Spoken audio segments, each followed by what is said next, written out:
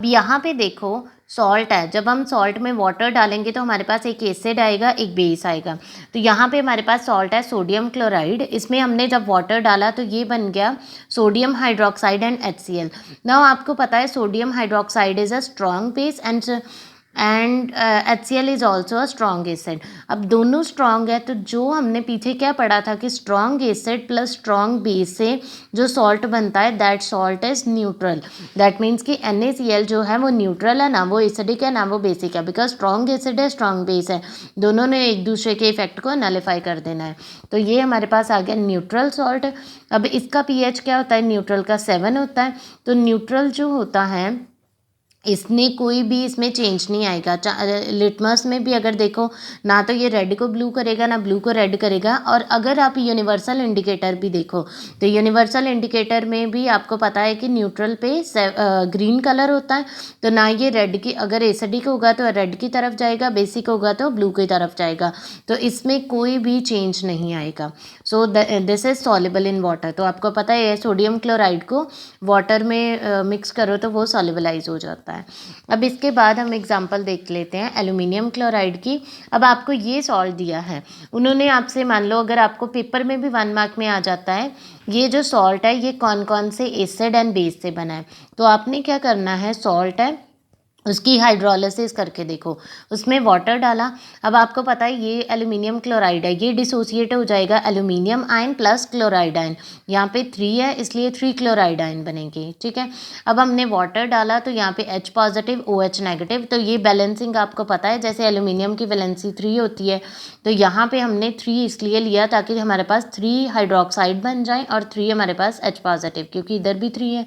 तो ये हमारे पास बन जाएगा ये AlC एल्यूमिनियम 3 पॉजिटिव आ गया, ये हमारे पास 3 आयन आ गए OH नेगेटिव के। तो ये हमारे पास बन गया एल्यूमिनियम हाइड्रोक्साइड, साथ में हमारे पास 3H पॉजिटिव ये है, 3 क्लोराइड ये है। तो 3 हमारे पास मॉलिक्यूल बन गए HCl के।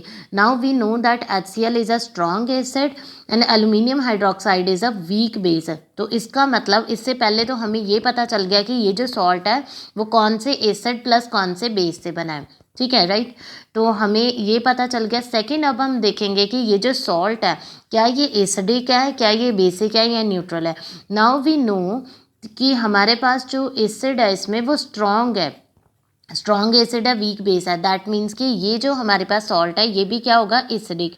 जो भी चीज़ स्ट्रॉन्ग है वो वाला हमारे पास ये सॉल्ट होगा। अगर बेस स्ट्रॉन्ग है तो हमारे पास बेसिक सॉल्ट है। तो यहाँ पे स्ट्रॉन्ग एसिड है, so this is an acidic salt. तो एसिडिक सॉल्ट जो होते हैं, पहले तो हमें ये पता चल गया कौन कौन से एसिड एंड बेस है, ये भी पता चल गया कि ये एसिडिक सॉल्ट है। देन हमें पता है कि जो एसिड्स होते हैं उनका pH लेस देन 7 होता है। तो दैट मीन्स कि इस सॉल्ट का जो pH होगा वो लेस देन 7 होगा। देन जो एसिड्स होते हैं वो टुवर्ड द रेड कलर जाते हैं, so it will turn blue litmus red, और ये जो यूनिवर्सल इंडिकेटर है उसमें भी इसका रेड कलर आएगा। And this is soluble in water. So one more example, here we have the copper sulphate. अब कॉपर सल्फेट है, इसका आपको मान लो आ गया कि अब इसमें कौन कौन से एसिड प्लस बेस है, और इसका ये एसिडिक है बेसिक है, क्या इसका pH है। तो यहाँ पे सबसे पहले आप देखोगे कि ये इसकी हाइड्रोलिसिस करेंगे, हमारे पास copper ion plus sulphate ion बनेंगे। वाटर के हमारे पास हाइड्रोजन प्लस हाइड्रोक्साइड आयन बनते हैं। तो ये जो कॉपर है जब ये हाइड्रोक्साइड के साथ लगेंगे ये बन जाएगा copper hydroxide plus sulphuric acid. So sulphuric acid is a strong acid and copper hydroxide is a weak base. तो स्ट्रॉन्ग एसिड है तो सॉल्ट भी एसिडिक होगा, pH भी 7 से कम होगा, एसिड है तो वो रेड में टर्न करेगा, and this is soluble in water. अब हम एक एग्जांपल देखते हैं स्ट्रॉन्ग बेस की। नाउ सी हियर, अब हमारे पास है सोडियम कार्बोनेट। अब ये जो सॉल्ट है इसकी जब हाइड्रोलिसिस करेंगे तो ये आ जाएगा sodium ion plus carbonate ion. Water के आगे हमारे पास H positive ion plus hydroxide ion. अब ये क्या होगा, जब इनकी आगे कॉम्बिनेशन होगी, इनके आयंस मिलेंगे तो सोडियम के साथ लग जाएगा OH नेगेटिव, तो ये हमारे पास बन गया सोडियम हाइड्रोक्साइड प्लस हमारे पास आ गया कार्बनिक acid. So we know that कार्बनिक acid is a weak acid and sodium hydroxide is a strong base.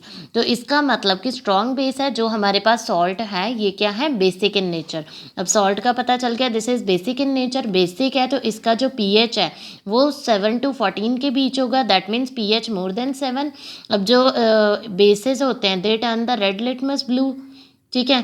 तो इन्होंने क्या करना है, टर्न रेड लिटमस ब्लू, या अगर यूनिवर्सल इंडिकेटर भी देखें तो ग्रीन न्यूट्रल पे होता है, न्यूट्रल से ये ब्लू की तरफ जाएगा and this is also soluble in water.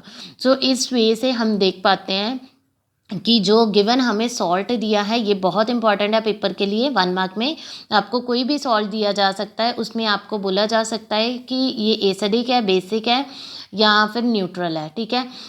उसमें भी आपने हाइड्रोलिसिस करके चेक करना है। फिर आपको ये भी क्वेश्चन आ सकता है कि इसमें कौन सा एसिड है कौन सा बेस है, तो हाइड्रोलिसिस करोगे तो वो हमें पता चल जाएगा कौन सा एसिड है या कौन सा बेस है।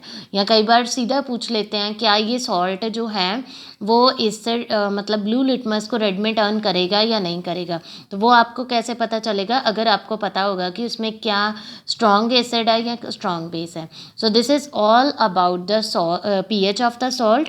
तो यहाँ पे जो आपको नोट्स में दिया है, ये आपको चार्ट दिया है जिसमें इन्हीं को मैंने पूरा डिटेल में वहाँ पे एक्सप्लेन करा है कि कौन सा सॉल्ट है, क्या वो सॉलेबल है या नहीं है, उसका लिटमस पे क्या एक्शन है, pH क्या है, उसका नेचर क्या है। जैसे सोडियम क्लोराइड तो अभी हमने पीछे एग्जांपल में भी किया, सॉलेबल भी था, क्योंकि pH 7 है तो कोई चेंज नहीं है, नेचर क्या है, न्यूट्रल है। इसमें सॉल्ट में एसिड और बेस कौन सा है, एसिड HCl है, सॉल्ट जो है वो सॉरी बेस जो है वो सोडियम हाइड्रोक्साइड है। तो this is all about the pH of the salt. तो अभी इन बाकी सभी का आप देख सकते हो। सो कल हम करेंगे कि ये जो सॉल्ट है, जैसे सोडियम क्लोराइड है कॉमन सॉल्ट है, इससे आगे कौन कौन से केमिकल्स बनते हैं। I hope this is clear to you and learn it side by side. I am telling this again and again because the next chapter metal and non-metal is also based on this chapter also. और ये मतलब साथ साथ में करी जाओगे तो आपको ईजिली लर्न हो जाएगा। Thank you.